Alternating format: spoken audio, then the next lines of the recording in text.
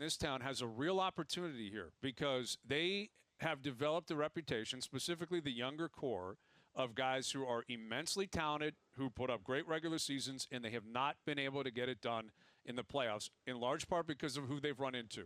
They have not had their doors blown off. They lost to Boston in Game 7 back-to-back years. Boston went to the Cup last year. They've been one of the top 3 or 4 teams in the league the past couple of years. 3 years ago when they were young and just happy to be there, they ran into Washington, and they took them to 6. I think 5 games went to overtime.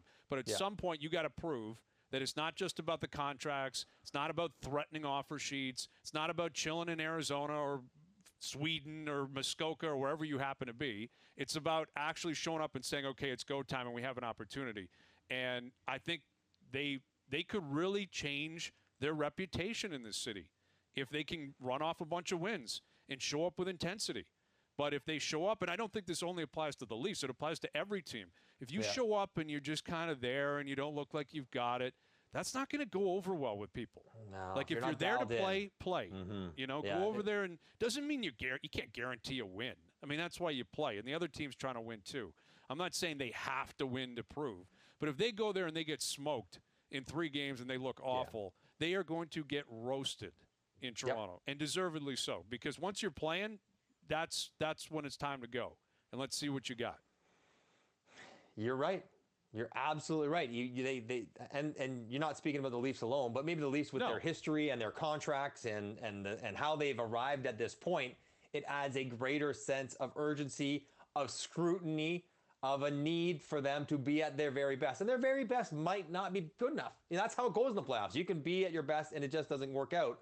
But I think people will astutely be able to tell, is this, their very best or something exceptionally close to it when it comes to fitness, commitment, execution, all those things. And if they have it, though, because I do think there is a degree of variability this year.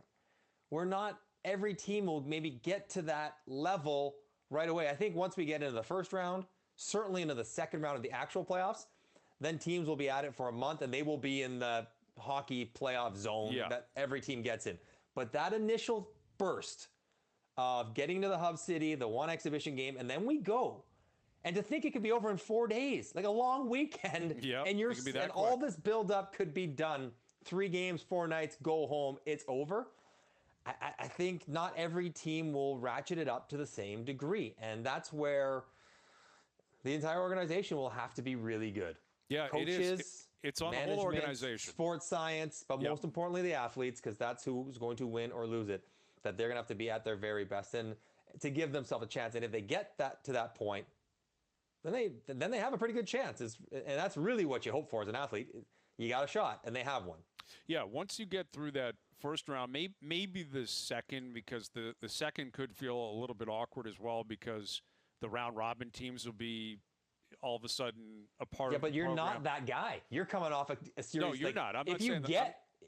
But if you're Toronto or one of the 4 teams that win in the play-in series, you probably have a bit of a leg up game 1 or game 1 and 2 of the first round. You should have. Okay, we're at elimination tempo. They're at let's get our legs, let's not get hurt tempo. We can take advantage perhaps for 1 game, maybe 2, which would again bode well for Toronto if they're able to get themselves to that level. Yeah, the pathway it's right there for them. I mean, they don't even know who they're going to play in the next round. If everything plays out the way it's supposed to based on seeding and they win, I guess they would play the 2 seed, but that could be Philly. You could be playing in a best of 7 against the Flyers in the first official round, where you should be favored in that series. Like, Philly had a great year, but I believe the Leafs are more talented. I believe Freddie Anderson's the better goalie. And, listen, Alain Vigneault, I think you've got to give him credit over Sheldon Keefe. Keefe's a rookie coach. Vigneault knows what he's doing. So I would give the upper hand to him in terms of coaching. But that's what you could be facing. If you show up and you're ready to play and you're in shape and you find the intensity and you realize that we're actually here to go on a cup run, not just to fulfill some obligation, you get past Columbus, you might be staring at Philly in the first round. And there's no reason why you can't get through them. And then all of a sudden it's like, okay, here we go. Let's see what we got now. Who's waiting for us in the next round? Because we've won a couple rounds and we're feeling good, and the intensity will be there by that point. So yeah, no question. Right in front of them. And any scar tissue, and I think there probably is a little bit, any baggage that has come from 3 consecutive first-round losses, even though they have been admirable efforts in their defeats.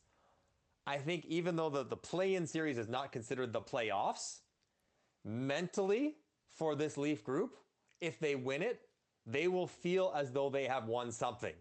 Absolutely. And the weight of coming up short in Game 7s 2 years in a row and that disappointment, that will be gone. And I think that will matter. That'll matter to them emotionally. And that is another thing that, if it works out well, the play-in round could be a benefit to them, because they can get rid of that idea that we haven't won as a group yet. Even though it's not technically the playoffs, it will feel like a playoff victory mentally, and that will matter. Absolutely. It will mean something to the teams that have not done it before, and this Leaf team has not. It will count for something. It won't. And count. how's Freddie doing? I saw Freddie made some comments today, which is Said great. the right He's back things. in Toronto. Yeah. Said the right things. He got out of Arizona before whatever happened with Austin and the group down in Arizona. Some of the guys maybe testing positive, whatever happened down there.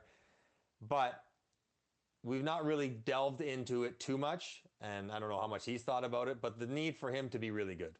It's redundant and obvious to say, but he's not had a history of great starts to his regular seasons here in Toronto, and that's essentially what he's about to have, a start of a season due to the break. He's coming off a summer off, basically, and say what we want about whoever on this team, any of them, the guy that matters by far the most is Freddie Anderson. It's not even close. Not even close. It's not even close, because he can single-handedly take them through rounds. I mean, at some point, other guys have to do the heavy lifting. Yeah. You're not going to win a Stanley Cup just based on your goaltender. You need everyone to chip in. But almost more importantly, Hayes, he can single-handedly exit them. Throw it away. From the play-in round. Yep. He in shows a heartbeat. up, and he's a mess. They're out, right? Like that's Done. That's going to happen. Before he even gets going. Yep, for sure. It's going to be on his shoulders. The pressure will be on his shoulders, and I think he's aware of that. I think he said the right things today. He said he wants to play. He's ready to play. This is what we do. Why sit around? Why throw away a season? Let's get at it. I like that attitude. I like that mentality.